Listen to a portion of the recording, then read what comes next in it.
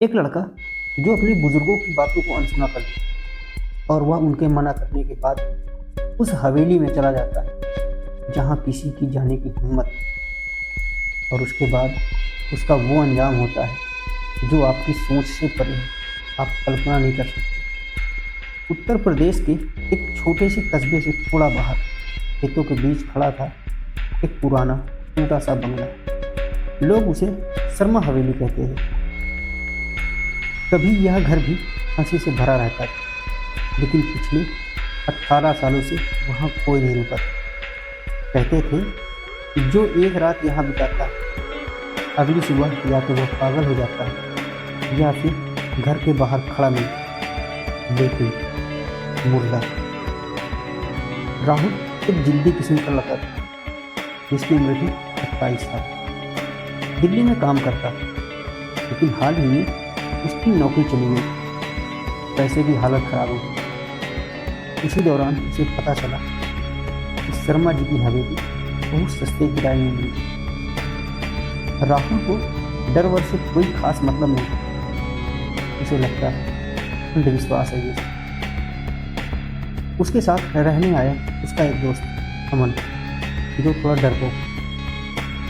अमन ने गाड़ी से उतरते ही कहा, भाई मुझे यहाँ कुछ ठीक नहीं लग रहा है।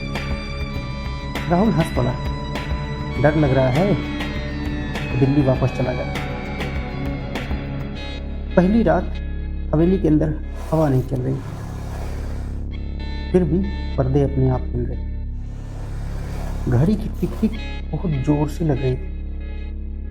रात के 12:07। अचानक ठक ठक ठक ऊपर की मंजिल से आवाज। अमन घबरा गया। ऊपर कौन है?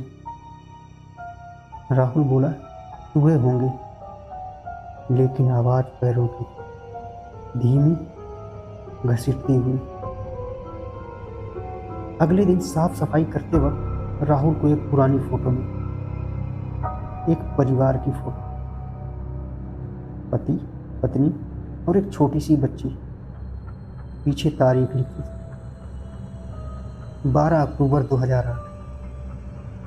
अमन ने कांपते हुए कहा, आज भी 12 अक्टूबर है। राहुल पहली बार। दूसरी रात अमन बाथरूम में था। आईने में उसने देखा, पीछे एक छोटी लड़की खड़ी थी। सफेद फ्रॉक, गले पर गहरे निशान। अमन चिल्लाया और मुड़कर देखा, कोई नहीं था। लेकिन जब फिर आईने में देखा तो लड़की मुस्कुरा रही थी और उसके होंठ हिले। पापा ने दरवाजा खोल दिया। राहुल ने पुराने लोगों से पूछताछ की। सच सामने आया। 18 साल पहले इस घर में रहने वाले शर्मा जी ने आधी रात किसी की आवाज सुनकर दरवाजा खोला। बाहर कोई नहीं, लेकिन उसी रात उनकी पत्नी, बेटी तीनों मरे पाए गए। शर्मा जी जिंदा थे, लेकिन पूरी तरह पागल। मरने से पहले उन्होंने सिर्फ एक बात कही थी। उसने कहा था, दरवाजा खोलो। रात के 3:15। ठक ठक मुख्य दरवाजे पर दस्तक। एक औरत की आवाज, दरवाजा खोल दो, बहुत ठंड लग रही है। अमन रोका, मत खोलना प्लीज। लेकिन राहुल के कानों में अब किसी और की आवाज गूंज रही थी, पापा। उसका हाथ खुद ब खुद दरवाजे की खिड़की की तरफ बढ़ा। दरवाजा खुलते कोई बाहर नहीं था। फिर अचानक हवा ठंडी हो गई। पीछे से एक आवाज, धन्यवाद। राहुल मुड़ा। पीछे एक छोटी लड़की। अब उसका चेहरा चढ़ा था, आंखों से काला पानी बह रहा था। उसने कहा, अब आपकी बारी। अगली सुबह हवेली के बाहर पुलिस को 2 लाशें मिली, एक राहुल की, एक अमन की। लेकिन अजीब बात, अमन की मौत डर के कारण हार्ट अटैक से हुई थी और राहुल,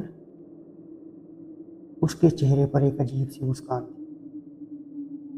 रात को हवेली में फिर रोशनी जली। एक नया आदमी बैग लेकर अंदर। ऊपर की खिड़की से एक छोटी लड़की झांक रही। वह मुस्कुराई और धीरे से बोली, पापा अकेले नहीं है, कहानी यही खत्म नहीं है।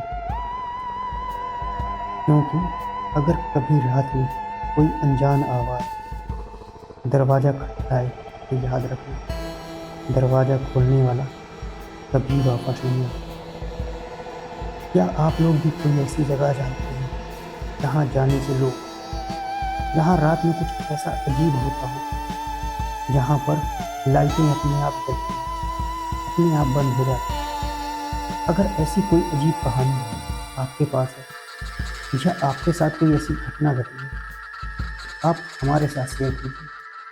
हम उस कहानी को लोगों तक पहुंचाएंगे, एकदम रियल जैसी, आपके नाम से। बाकी आपकी राय क्या है इस कहानी को लेकर कमेंट बॉक्स में ज़रूर जवाब दीजिए।